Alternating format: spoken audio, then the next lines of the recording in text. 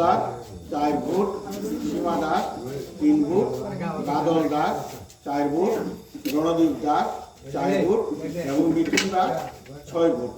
মোট 17 পরিবারের 54 ভোটার।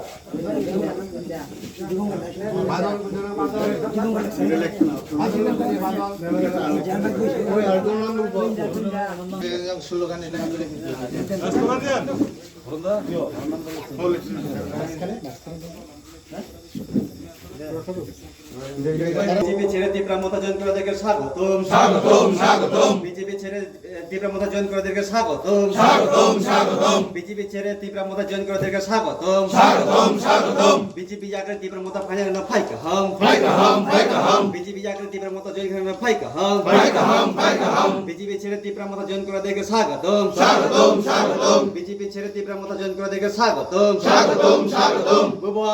গ্রাকে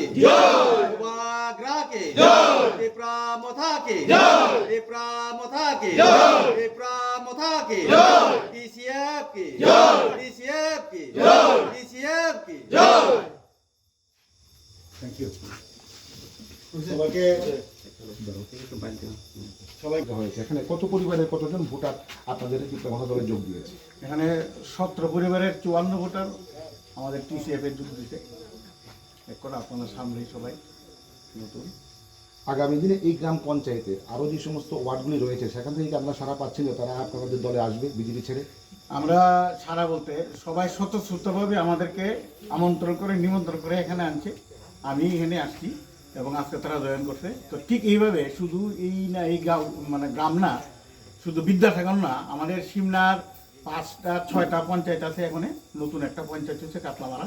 এই 6টা পঞ্চায়েতের মধ্যেই আমাদের কাছে নিমন্ত্রণ আছে। আমরা এখানে তাদেরকে রিসিভ করার জন্য আমরা যথাসময়ে আমরা তাদের কাছে পৌঁছুম এবং এই যে দলত্যাগ করে আমাদের ক্ষমতাতে জয়েন করা, এই প্রবণতা এটা দিনে দিনে এত বৃদ্ধি পাবো কল্পনা করা যায় না। আচ্ছা, এখানে একটা জিনিস আমাকে ক্লিয়ার করুন, যেহেতু আপনারা রাজনৈতিক ব্যক্তিত্ব, আপনারা রাজনীতির সঙ্গে সরাসরি জড়িত, আদর্শবাবু রয়েছে, অরুণবাবু রয়েছে, পরিতোষবাবু রয়েছে, আমাকে এই জিনিসটা বলুন, এইভাবে যে দলত্যাগের হিড়িক চলছে বিজেপি থেকে, এটার কারণটা কি? সম্ভবত কী কারণে তারা আসতে চাইছে? আসলে সম্ভবত না, কারণটা খুব পরিষ্কার। এটা আমরাও অনুসন্ধান করছি যে কী ব্যাপার, শাসক দল ছেড়ে মানুষ কেন তীব্রমতাতে আসতে যায়। এখানে 1 নম্বর কথা হচ্ছে, বর্তমানে ত্রিপুরা রাজ্যে যে সরকারটা আছে এটা তারা শুধু বিজেপি সরকার বলে, কিন্তু আপনারা ভালোভাবে জানেন যে এটা বিজেপি সরকার না, এটা বিজেপি এবং তীব্রমতা জোটের সরকার।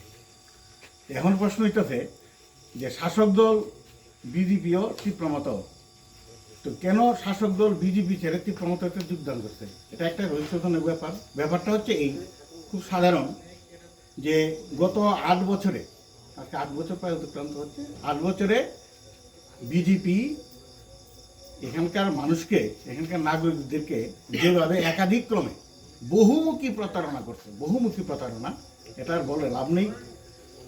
এই কারণে মানুষ তাদের উপর বিরক্ত। কিন্তু মানুষকে আমি ধন্যবাদ জানাই নাগরিকদেরকে যে তারা একটা বিরোধী প্ল্যাটফর্মকে বাঁচছে না, বাঁচছে আমাদের সহযোগী দলকে, অর্থাৎ আমাদের তীব্রমতাকে বাঁচছে।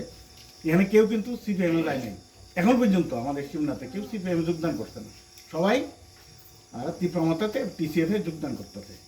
তো এখানে শাসক দল ছাড়ার 1 নম্বর কারণ হচ্ছে সরকার, কেন্দ্রের সরকার এবং রাজ্য সরকার কথা অবশ্যই বলবো, তারা অবশ্যই আন্তরিক, মানুষের এখানকার সবকা সাথ, সবকা বিকাশ, সবকা বিশ্বাস।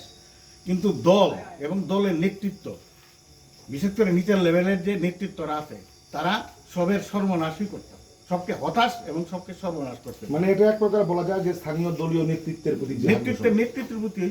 কারণ দেখেন, আমরা এই যে গ্রামটাতে আসি, খুব দুঃখজনক, সবাই জানার দরকার, আমি বলি এটা এসসি, বেশিরভাগ এখানে মানুষ সবাই এসসি, দাস সম্প্রদায়ের মানুষ।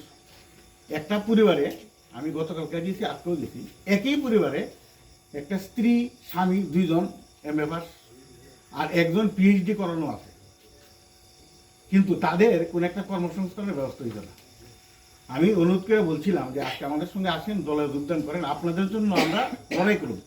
কিন্তু আপনার জন্য তো আমি লড়াইটা করুম, আমার দল লড়াই করব, আপনি তো আমার পিছনে নাই, এই লড়াইটা আমি করুম, এটা তো অর্থহীন হয়ে যাবে। কিন্তু তারা আজকেও আইতে না, সুতরাং বোঝারও কিছু সমস্যা আছে।